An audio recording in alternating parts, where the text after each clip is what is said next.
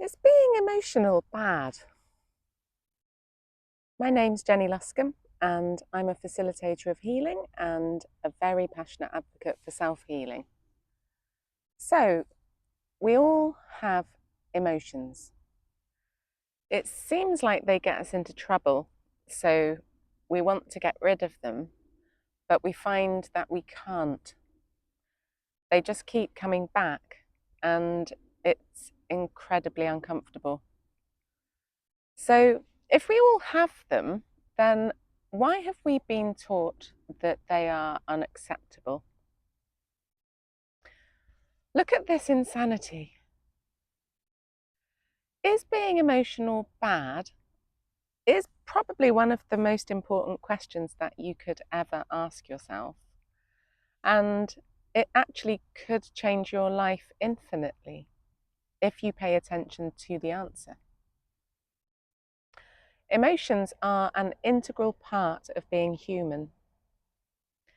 They are the vehicle that, if we actually allowed them to run their course, allowing the natural intelligence of our bodies to just let the emotions actually do what they are designed to do, which is to move and process and complete and therefore change, we would then receive the information that we didn't know that we didn't know about ourselves, which is the whole point of what the emotions are for, what their purpose is.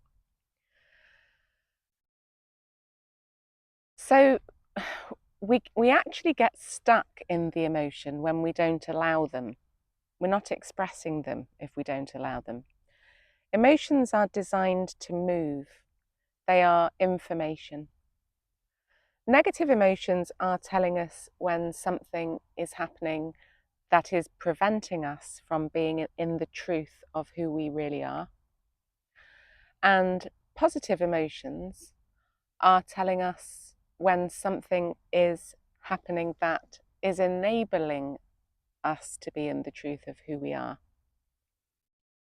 So if we avoid or diminish or ignore, deny, reject, suppress, fight, or disown our emotions, we're actually not in reality. So, for example, if someone abused you and then you or someone else made your anger about that bad and wrong, you would likely not fully understand how unsafe you actually are. You wouldn't learn about your boundaries. You would then likely just be open and vulnerable to abuse for the rest of your life. It sets up limiting patterns. So if you and your body feel unsafe around a person or a situation and you ignore that and blame yourself for being afraid, deciding maybe that you are weak for doing that, you set yourself up for a lifetime of not trusting yourself and a lifetime of putting up with unsafe people and unsafe situations. It's extremely dangerous to avoid feeling. You set up patterns that keep you stuck forever and keep you in danger forever. Not expressing and processing emotion takes you away from yourself, away from the truth of who you really are. Emotions are our personal guidance system. If we avoid or ignore our emotions, we are literally lost. Not being emotional is also the cause of the majority of physical symptoms, disease, and pain. Being emotional, listening to your emotions, allowing them to happen, seeing them through, being curious about them, learning to translate what they mean for you personally, paying attention to the sensations of that in your body, actually helps you to make the right decisions, not the wrong ones. The wrong decisions are actually made when you get stuck in them because you are avoiding them from flowing. If you learn to process emotion regularly as a practice and therefore receive the exact information that comes to you as a result of doing that, then this can lead you to a life without any physical symptoms, perfect health, aging reversal. You become your best version of self in your truth and in your potential. If other people judge your emotion, they deny you the right to accessing your potential. They are making you not exist. They are interrupting and interfering with your life force energy. It also means that they are denying themselves the realization that that exact same emotion they perceive in you is suppressed within themselves. Otherwise, they wouldn't have been triggered by yours. And they are denying themselves the information that they really need to know, what they are not accessing. When we feel emotionally triggered, it is always in capital letters, because something similar happened to you in childhood that you never dealt with because there was a lack of resolution or a lack of understanding. The current circumstance is a signpost, a message for you to pay attention. We are all actually capable of learning how to surface from our subconscious mind what the original memory or the original wound actually is. Sitting with the sensation that the emotion gives you in your body naturally leads us to this realization. It takes time, and we have to love ourselves enough to do this. We haven't woken up yet as a species to realize that we can permanently heal any physical, mental, or emotional symptom this way. Instead, we choose to pop pills that take us further and further away from ourselves until it's just too late. So if you are sick or in pain or you have a chronic condition, you can reverse that entirely by feeling your feelings.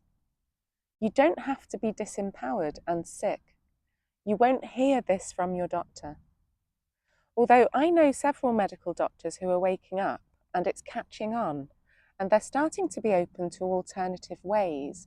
They're starting to be open to seeing that theirs is not the full story.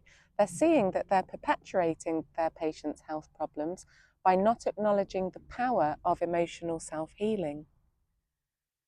Isn't it interesting that medical services only seem to be able to help us with emergencies? They don't actually know what to do about chronic conditions. This is why you guys feel fobbed off. Unprocessed emotion is the massive elephant in the room, and this is global. This has become more than obvious. I self-healed my own complex PTSD, also postnatal depression, anxiety disorder. I also lost weight without trying, and I reversed my signs of aging, and I also self-healed chronic back pain that my doctor told me I would have forever. I have no symptoms. Somatic therapies like EFT tapping, for example, used with innerchildwork or partswork, coupled up with contemplation and curiosity, are a perfect way to learn to process your emotion. If you can learn to directly express how you are feeling to yourself and to others without your emotion taking over, this can help to avoid misunderstanding. Even if your emotions do take over, you are human. No one is justified in arguing with how you feel. That is your business. and it's based on your perception. It would be very cruel, and it would be a creation of illusion for their benefit, which would be gaslighting and abuse. And it's always unacceptable if they make your emotion the bad guy. So is being emotional bad? No, never, not at all. It is the only way to attract the life that works for you, to make the right decisions, to take the right actions, to meet the right people and opportunities, to meet your needs. It creates growth. It creates expansion and ease and flow. Emotions enhance your life beyond your wildest dreams if you let them. They are happening for you, not against you. Emotions are the answer. They help you to exist on this planet. They are everything. If you're interested in learning how to work with your emotion, I provide therapy and teaching sessions, enabling people to do that and to find their own way. I also have a video course for people who want to learn how to do that in private at home. I cater for all incomes. Have a look on my website. So the link to my website is underneath. Thank you for listening. Lots of love and good luck with your self-healing.